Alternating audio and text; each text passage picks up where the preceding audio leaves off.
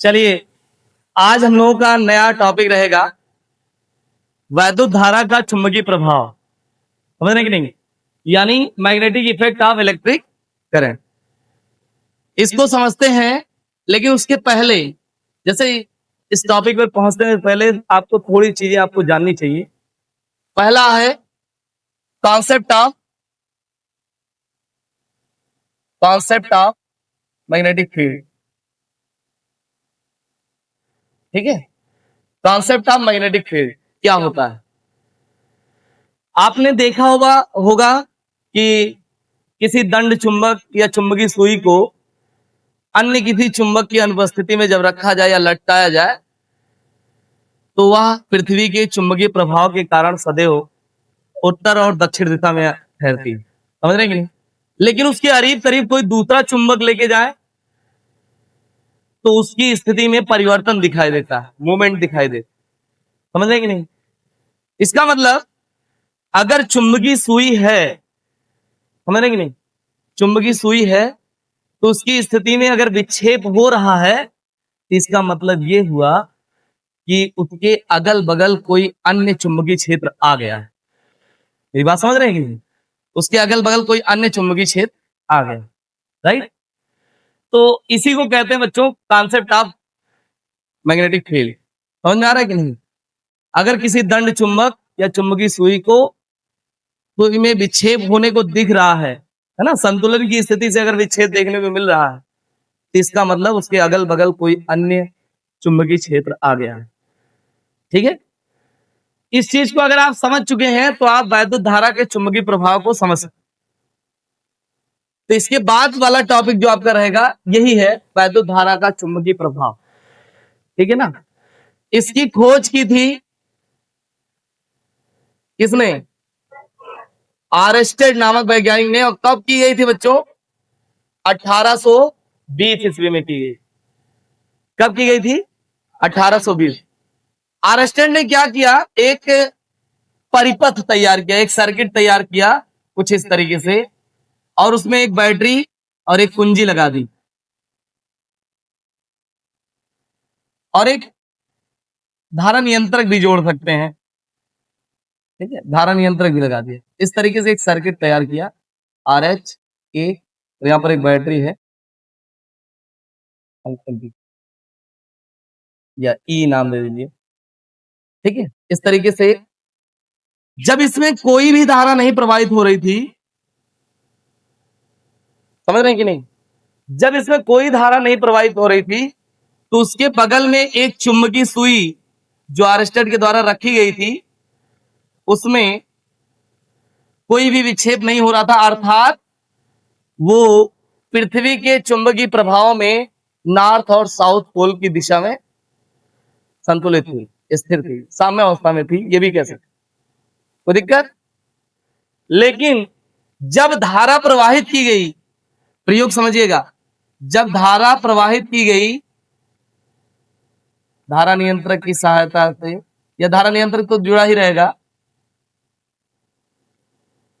ठीक है, जब इसमें धारा प्रवाहित की गई इस तरीके से तो इसमें विक्षेप देखने को मिला। यानी जो चुंबकीय सुई है वो कुछ इस डायरेक्शन में क्या हो गई? विक्षेपित हो गई थोड़ा। ठीक है, और जब धारा का मान इस धारा नियंत्रक की सहायता से बढ़ाया या घटाया जा रहा था तो इसमें विक्षेप, इस चुंबकीय सुई में विक्षेप कम या ज्यादा हो रहा, बढ़ाने पर विक्षेप ज्यादा हो रहा था तो घटाने पर विक्षेप कम।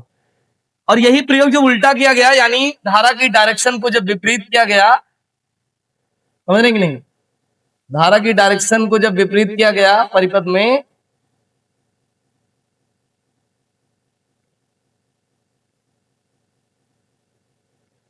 इस दिशा में धारा पथ बहेगी ना, क्योंकि धन सिरा ये है, राइट? तो जब धारा के डायरेक्शन को विपरीत किया गया तो इसमें जो विक्षेप प्राप्त हो रहा था वो पहले जिस तरफ विक्षेप प्राप्त हुआ था उसके ठीक विपरीत विक्षेप प्राप्त हुआ, यानी कुछ इस डायरेक्शन। और यहां भी धारा नियंत्रक की सहायता से धारा जब घटाई या बढ़ाई गई तो विक्षेप कम या ज्यादा हो रहा। तो इससे आर्स्टेड ने यह निष्कर्ष निकाला कि वैद्युत धारा अपने चारों तरफ चुंबकीय प्रभाव उत्पन्न करती है या चुंबकीय क्षेत्र होता है, जिसे हम लोग वैद्युत धारा का चुंबकीय प्रभाव कहते हैं। तो एक लाइन में अगर इस प्रयोग को डिस्क्राइब करना चाहे तो क्या बताएं? बताइए। आर्स्टेड के अनुसार जब किसी चालक तार में धारा प्रवाहित होती है तो उसके चारों ओर चुंबकीय क्षेत्र होता है। बात क्लियर है कि नहीं? बच्चों ध्यान दीजिएगा, आर्स्टेड ने तो बता दिया कि वैद्युत धारा चुंबकीय प्रभाव उत्पन्न करती है। इससे श्रेय मिला कि वैद्युत धारा का चुंबकीय प्रभाव की खोज किसके द्वारा की गई? आर्स्टेड। लेकिन आर्स्टेड ये नहीं बता पाए थे कि वैद्युत धारा कितना चुंबकीय प्रभाव उत्पन्न कर सकती है। अगर किसी चालक में धारा बह रही है तो अपने से कुछ दूरी पर कितना चुंबकीय प्रभाव उत्पन्न कर सकती है, इसके बारे में आर्स्टेड नहीं बता। तो दो वैज्ञानिक है ना, दो वैज्ञानिक कौन कौन? हाँ, इसके बारे में बताया गया था ना, बायो और सेवर्ट ने विभिन्न प्रकार के धात्विक चालकों में, एक ही प्रकार का धात्विक चालक नहीं, विभिन्न प्रकार के धात्विक चालकों में वैद्युत धारा को प्रवाहित कर करके उसका विस्तृत अध्ययन किया। समझ रहे कि नहीं? वैद्युत धारा के चुंबकीय प्रभाव का विस्तृत अध्ययन किया और यह निष्कर्ष निकाला कि जो निष्कर्ष निकाला उस निष्कर्ष को हम बायो सेवर्ट के नियम के नाम से जानते हैं। किसके नाम से जानते हैं? Bio Savart's law. समझ रहे कि नहीं? बायो और सेवर्ट दो अलग अलग वैज्ञानिक, ठीक है। अच्छा, बायो सेवर्ट ने क्या बताया कि अगर कोई अनंत लंबाई के धात्विक चालक में वैद्युत धारा प्रवाहित हो रही है, मान लीजिए इस तरीके से कोई अनंत लंबाई का धात्विक चालक है और इसे मान लेते हैं आई धारा प्रवाहित हो रही है,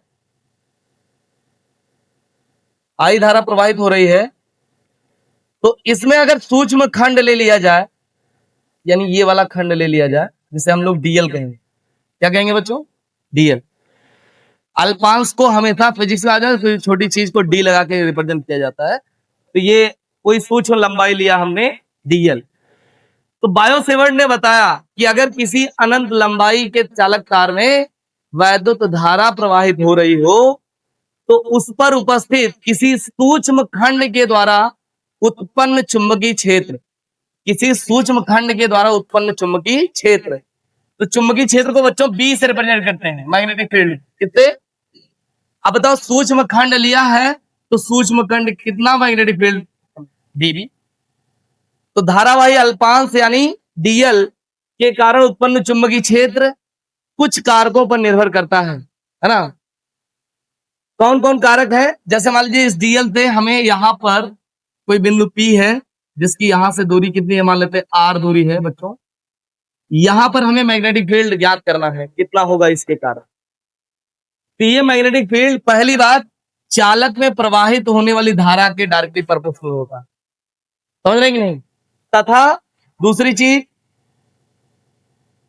धारावाही अल्पांश, या हम कहें अल्पांश अवयव खंड डीएल के भी अनुक्रमानुपाती होता है, ठीक। और इस बिंदु और डीएल को मिलाने वाली रेखा और डीएल के बीच बने कोण, ये से बीच जो कोण बन रहा है, इस कोण की ज्या है ना, इसके भी समानुपाती होता है। तथा धारावाही अल्पांश यानी कि डीएल और पी को मिलाने वाली रेखा की लंबाई है ना, ये लंबाई के वर्ग के व्युत्क्रमानुपाती होता है, अर्थात इनडायरेक्टली प्रोपोर्शनल। समझ आया कि नहीं? ये इतने कारक हैं चुंबकीय क्षेत्र को प्रभावित करने वाले। समझ रहे कि नहीं? इतने कारक। तो जब इन सभी को मिलाया गया तो क्या बना? D V proportional to I d L sine theta बटे आर स्क्वायर। ठीक है, ये हुआ।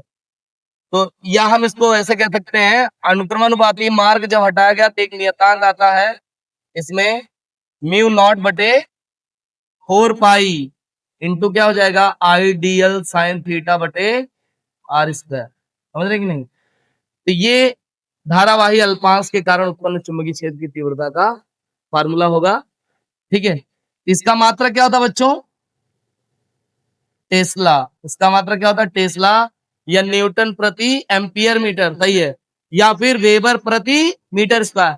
समझ रहे कि नहीं? तो चुंबकीय क्षेत्र कई मात्रक हो सकते हैं, देखिए न्यूटन प्रति एम्पियर मीटर, राइट, या फिर वेबर, वेबर प्रति मीटर स्क्वायर, ठीक है, या फिर टेस्ला, आप जान रहे हैं ना, टेस्ला जान ही रहे हो, या फिर इसका सीजीएस पद्धति में एक मात्रक होता है बच्चों, सीजीएस पद्धति में एक मात्रक होता है गास। क्या होता है? और आपने पढ़ा है, बताया भी गया था, एक गास बराबर जो होता है, एक गास बराबर 10 की घात -4 टेस्ला के बराबर। समझ में आ गया कि नहीं? जहां म्यू नॉट बटे 4 पाई क्या है बच्चों? अनुक्रमानुपाती नियतांक है। इसका मान कितना होता है? 10 की पावर -7 न्यूटन पर एम्पियर स्क्वायर। यहां से यहां अगर पूछा जाए म्यू नॉट क्या है, इसे कहते हैं निर्वात या वायु की चुंबकशीलता। क्या कहते हैं? हाँ, इसे निर्वात या वायु की चुंबकशीलता कहते हैं। क्या कहते हैं? निर्वात या वायु की। अगर इसका मान पूछे बच्चों तो कितना होगा? 4 पाई गुणे 10 की घात -7। अरे म्यू नॉट का मान निकालोगे तो ये 4 पाई इधर चला जाएगा ना, कोई समस्या? म्यू नॉट का मान कितना? 4 pi into 10 to the power -7। मात्रक क्या होगा इसका? यूनिट न्यूटन प्रति एम्पियर स्क्वायर, वही यूनिट रहेगा ना इसका। नहीं समझ में आया? तो ये भैया बायो सेवर्ट के नियम से किसी धारावाही अल्पांश के कारण उत्पन्न चुंबकीय क्षेत्र की तीव्रता ज्ञात करने का क्या है? फार्मूला। आया समझ में? कोई दिक्कत है? अब हम इसी का एप्लीकेशन पढ़ने वाले हैं, ठीक है, या हम उसको बायो सेवर्ट के नियम का अनुप्रयोग भी कह सकते हैं एक हिसाब से, ठीक है। तो अगला जो टॉपिक रहेगा आपका वो है धारावाही लूप या किसी कुंडली के केंद्र पर उत्पन्न चुंबकीय क्षेत्र। परिमाण तो यहां से मिल ही जाएगा इस फार्मूले से। डायरेक्शन ज्ञात करने का 2 नियम, ठीक है, कौन कौन?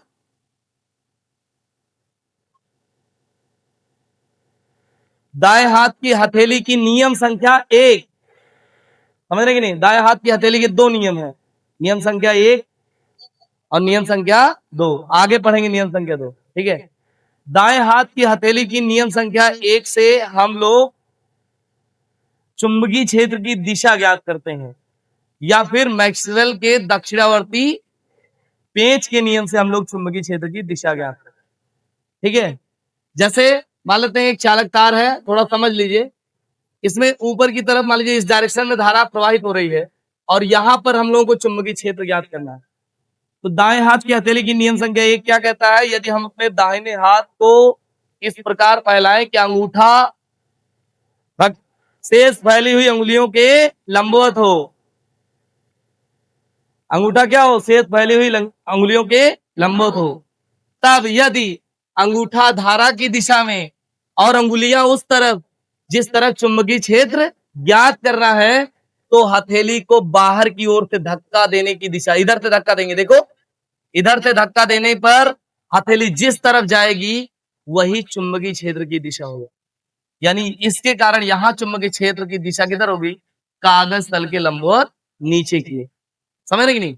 अगर यही धारा की डायरेक्शन इधर हो जाए तब तो ऐसे करना पड़ेगा आपको, देखिए समझ रहे कि नहीं? यहां से धक्का देंगे तो हथेली ऊपर की तरफ आ रही है तो दिशा कागज तल के लंबवत ऊपर में। या मैक्सवेल के दक्षिणावर्ती पेंच का नियम लगा सकते हैं।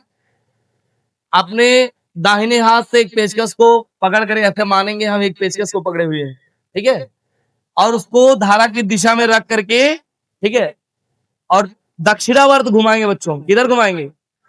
यानी पेच को कसने की दिशा में। अब देखो धारा नीचे की तरफ जा रही है, ऐसे करेंगे पेचकस को, पेचकस की नोक धारा की दिशा में होनी चाहिए, तो हो गई। अब इसको हम दक्षिणावर्ती घुमाएंगे तो अंगूठा जिस तरफ जा रहा होगा, देखो वास्तव में ऐसे जब घुमाओगे तो अंगूठा किधर आ रहा है? ऊपर की तरफ आ रहा है, नहीं आ रहा है? ऐसे देखिए, ऐसे समझ लीजिए, ऐसे कर दिया, इस तरीके से घुमा रहे हैं, अंगूठा किधर आ रहा है? ऊपर की तरफ। अंगूठा किधर आ रहा है? ठीक है ना? जब अंगूठा ऊपर की तरफ आ रहा है, इसके कारण जो चुंबकीय क्षेत्र की डायरेक्शन होगी वो कागज तल के लंबवत ऊपर की। ये दोनों नियम से आप चुंबकीय क्षेत्र की दिशा ज्ञात। बोलो आया? आगे हम लोग पढ़ेंगे धारावाही लूप अथवा कुंडली के केंद्र पर उत्पन्न चुंबकीय क्षेत्र। ये आप समझ सकते हैं बायो सेवर्ट के नियम का पहला अनुप्रयोग। ठीक है ना? वृत्ताकार धारावाही कुंडली अथवा लूप के केंद्र पर उत्पन्न चुंबकीय क्षेत्र। तो ये अगला टॉपिक रहेगा, वृत्ताकार वृत्ताकार धारावाही लूप या कुंडली के केंद्र पर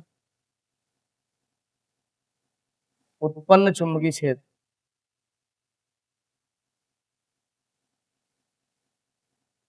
समझ में आ गया कि नहीं? वृत्ताकार धारावाही कुंडली के केंद्र पर उत्पन्न चुंबकीय क्षेत्र।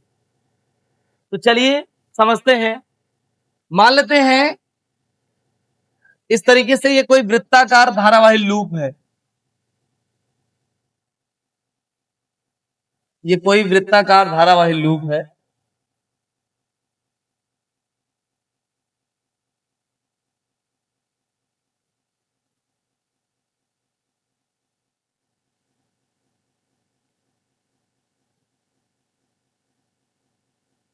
ये कोई वृत्ताकार धारावाही लूप है। ठीक बच्चों?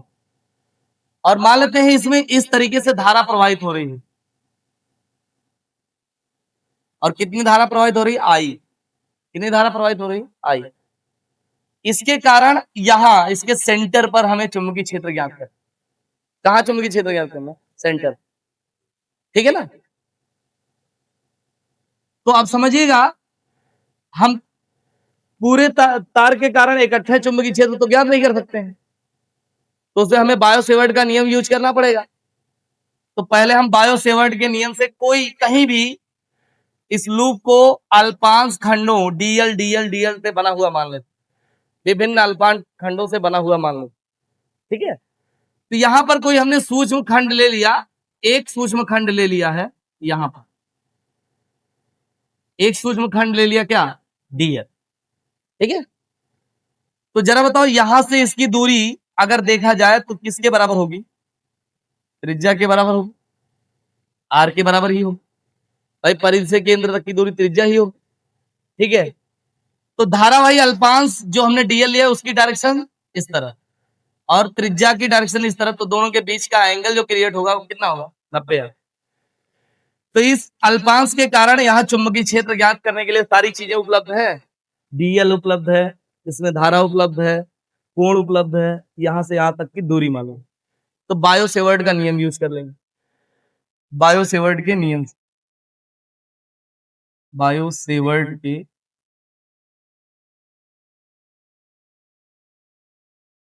बायो सेवर्ट के नियम से क्या हो जाएगा? उस अल्पांश के कारण उत्पन्न चुंबकीय क्षेत्र भी क्या होगा?